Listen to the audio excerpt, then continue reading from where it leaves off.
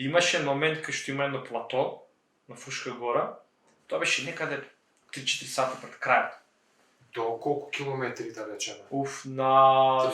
Минус 30? Минус 30, така нешто. Така, од 80-90 километар. Негде 80-90 километар. Да, и Непрекинато трчање. джогираш или трчкаш, и Лесно. спиеш исто време. Мислам, ти се спие. Буквално ти се спие. Не може да ти опишам тоа, идеш и спиеш. Страшно нешто. Ја тоа уживо да го надоживеам, едноставно идеш, телото ти се движи, трча, ама ти спиеш. И едноставно Заспан? да, едноставно, не заспав, не можеш да заспиеш. Ама те натера да застанеш. Едноставно, кога ќе се приспие, немој да застанеш или да седнеш. Добро. Тоа е крај. Крајот И е за тебе што ти се случи? И баш ми се случи на тоа плато, кај што се отвори наједнаш се, темница, ама се осеќа дека не уште си шум, Не си шум, не си шум.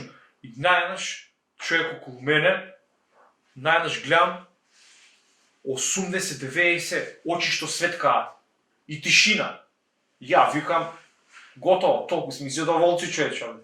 Уствари да сум улетал у стадо овци.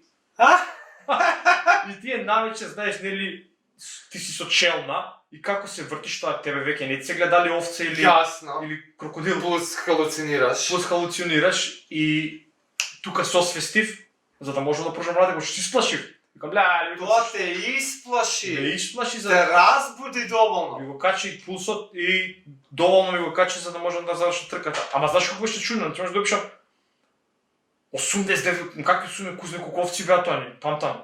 Точки вака ситни на сите страни, леле, си викам че улетав, јаво некои болци ми изедат сега жив тука. Стравот ти И помогна. тука малце страф, адреналинот малце ќе се качи, нели?